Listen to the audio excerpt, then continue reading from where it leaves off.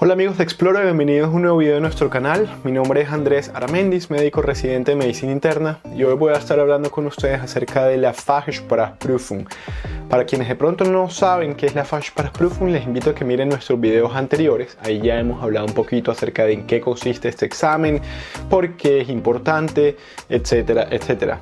El día de hoy voy a hablar acerca de cómo transcurre este examen, voy a hablar acerca de mi experiencia directamente en el examen, qué me preguntaron, cómo me sentí, etcétera, etcétera. De eso voy a hablar el día de hoy porque sé que muchos de ustedes nos han preguntado acerca de cómo es el examen como tal, qué te pueden preguntar, cómo es difícil, es fácil.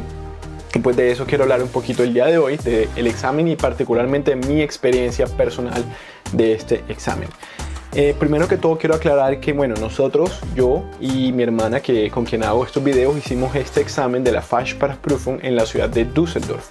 Nosotros nos encontramos en el estado de Renania del Norte y voy a hablar específicamente de nuestra experiencia en este lugar. Hago esta aclaración porque resulta que en cada estado de Alemania, en cada ciudad de Alemania, puede que el proceso, puede que las preguntas, puede que el examen sea ligeramente distinto. Y bueno, por eso quiero dejar muy claro que de pronto esta fue mi experiencia en esta ciudad.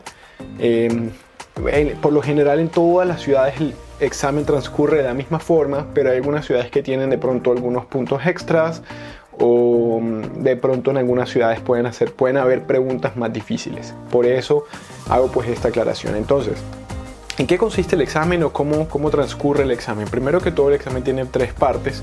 La primera, uno debe hablar con un paciente y realizar la historia clínica de este paciente. En otras palabras, hacer una anamnesis.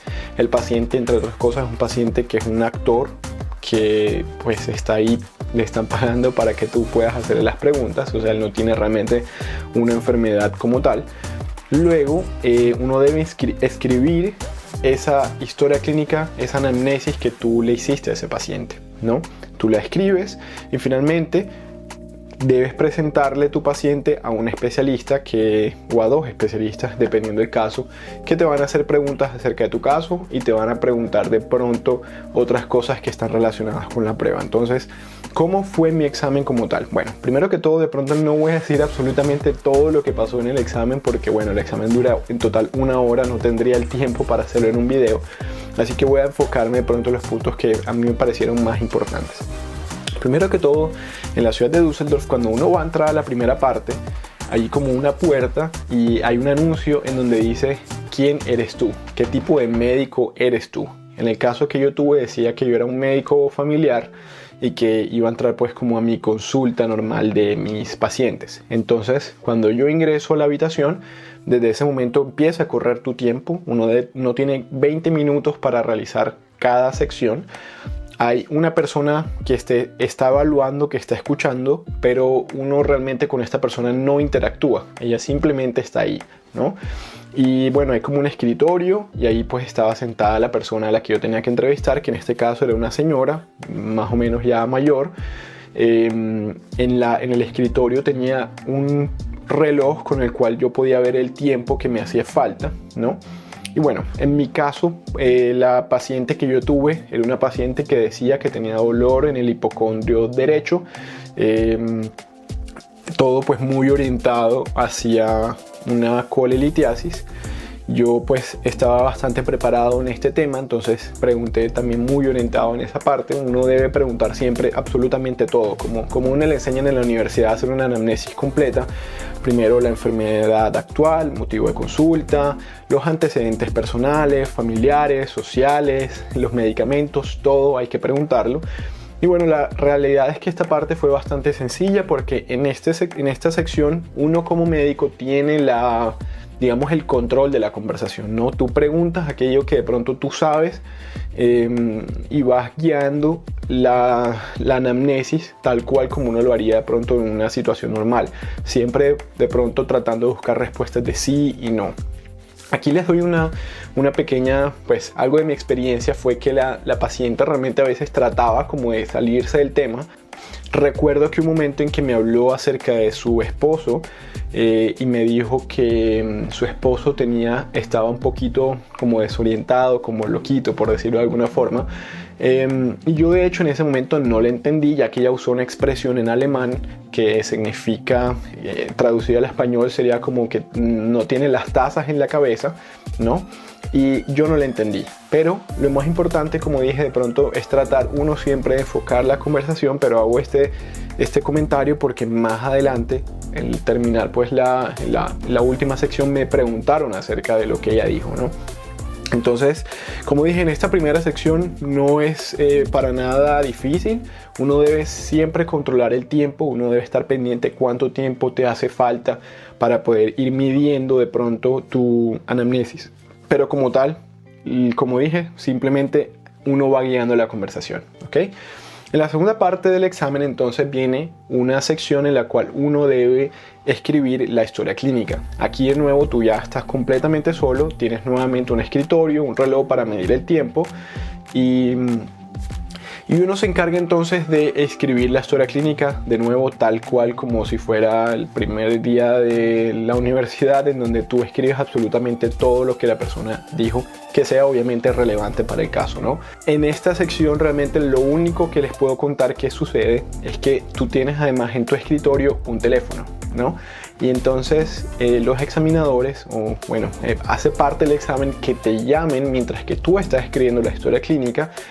Y muchas veces entonces te llama como si fuera el laboratorio del hospital o de donde tú te encuentres. En mi caso, por ejemplo, entonces me dijeron, yo contesto y me dicen, buenos días, aquí tengo los laboratorios de la señora tal.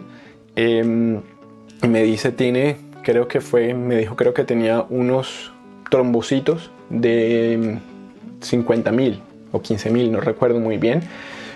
Entonces, ¿qué es lo importante acerca de esta llamada? Esta llamada es súper importante, esto todo lo hacen pues a propósito y hay varios puntos aquí, tips para ustedes de pronto cuando vayan a hacer el examen, ¿no? Número 1, siempre hay que preguntar de qué paciente están hablando, porque de pronto uno por el estrés, uno por la situación, por los nervios, se le olvida el nombre tal vez de su propio paciente o te dicen un nombre parecido.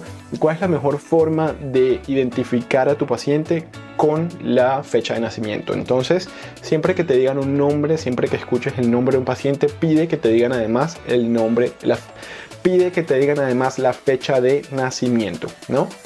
En mi caso, afortunadamente, el nombre era un nombre diferente, pero de todos modos yo pregunté, porque la idea es que en este examen todo sea muy orientado a la realidad, tal cual como pasaría en la vida real, y uno igual debe preguntar siempre cuál es la fecha de nacimiento. Entonces yo lo pregunté, me lo dijeron, el nombre realmente era un nombre distinto al de mi paciente, lo cual lo hizo un poco más fácil, pero entonces ellos te dan ese dato, en mi caso una trombocitopenia, que de nuevo hay que tener muy en cuenta, y ya voy a contar entonces por qué. En la tercera parte del examen, como dije, ya uno se enfrenta entonces a los dos examinadores que en teoría son como los especialistas a los cuales uno le va a presentar el caso del paciente. En mi caso personal, entonces habían dos personas, yo le entrego el documento que había escrito a uno de ellos y el otro entonces se concentra en mí. La primera parte de esta sección consistió de pronto en hablar un poco de forma general. Él me preguntó de dónde yo venía, por qué me había venido a Alemania, qué me gustaría hacer, o sea, algo de pronto muy general, ¿no? Eventualmente él me dice, bueno, cuéntame, tú tienes algo para contar, ¿o no? Entonces aquí es muy importante referirse a lo que sucedió en la llamada. Por ejemplo, yo lo primero que hice antes de empezar a hablar de mi paciente fue decirle, recibí una llamada de laboratorio con los datos de la señora tal que tenía una trombocitopenia de tanto, y ellos quieren saber eso porque, como dije, es una situación en donde es un dato muy relevante. Una trombocitopenia es un dato relevante y tú como médico debes reaccionar ante esto. Él me preguntó enseguida por qué me cuentas esto y yo le dije, bueno, porque es algo relevante, es algo importante para este paciente, yo soy el médico pues de la estación, etc. Adicionalmente él me dijo que otro motivo por el cual eso es relevante es porque uno, cuando recibe una información de este tipo, es directamente responsable de que haya una acción cuando esto sucede, ¿no? Entonces, bueno, una vez pasada esta parte, ya yo le empiezo a contar a él, mi paciente, a presentarlo tal cual como sería en cualquier ronda médica. Mi paciente se llama así, de tantos años, vino por esto y esto. Estos son sus antecedentes, etcétera, etcétera. Finalmente él me pregunta, bueno, ¿cuál crees tú que es tu diagnóstico? ¿Cuál crees que es el diagnóstico? Yo le digo, yo creo que puede ser una colelitiasis o una colecistitis. Y él me dice, bueno, ¿cómo confirmarías este diagnóstico? Yo le respondí un poco acerca de esto. Le dije, bueno, yo haría exámenes de laboratorio, haría una sonografía abdominal. Y como dije, en esta parte, de pronto en este examen como tal no revisan tanto tus conocimientos médicos, pero sí que de pronto lo que tú digas tenga coherencia. Por lo tanto, sí es muy importante que uno diga cosas que realmente tengan sentido en el contexto de lo cual uno está hablando. Él me preguntó un poquito acerca de los exámenes que podían salir alterados o cuáles exámenes yo quería saber, y ahí, digamos, termina esa primera sección con este examinador. Luego empieza la próxima sección, o sea, ahí mismo el otro examinador que tenía mi documento comienza a preguntarme. Entonces, ¿qué me preguntó él? Ya él no te pregunta sobre tu caso, sino de pronto cosas muy puntuales acerca de palabras en alemán. Por ejemplo, me preguntó qué significa cuando un paciente en alemán estacionea, es decir, estacionario o que se hospitaliza. ¿Cuál es la diferencia entre un paciente ambulatorio o que se queda hospitalizado, ¿no? Como dije, este examen solamente revisa tus conocimientos del alemán médico. Entonces son palabras que pronto uno debe saber, uno debe ya entender en ese momento y debe saber poder explicar. La Fachsprachprüfung es un examen que lo único que revisa son tus conocimientos del alemán médico. Como tal, no revisa conocimientos de medicina, solamente que tú puedas expresarte en el ámbito médico de forma correcta y que también puedas entender. Entonces él me preguntó después acerca de abreviaciones que son muy importantes de pronto en alemán. Así como de pronto en español hay algunas abreviaciones importantes, por poner un ejemplo, las transaminasas, AST, ALT, PCR. Ustedes dirán de pronto algunas que otras que se les vengan a la mente, pero de la misma forma también hay entonces abreviaciones en alemán. Y él después pues me preguntó algunas abreviaciones muy comunes, realmente casi todas las pude responder, no eran para nada difíciles. Normalmente las abreviaciones de hecho son muy parecidas también en español, por ejemplo AST y ALT también son iguales en alemán. Entonces eso facilita mucho esta parte.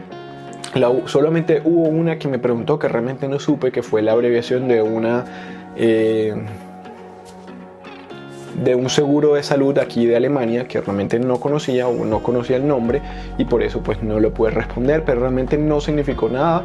Inmediatamente tuve una muy buena sensación y sabía que realmente lo había hecho bien, entonces cuando terminé la prueba realmente estaba bastante confiado.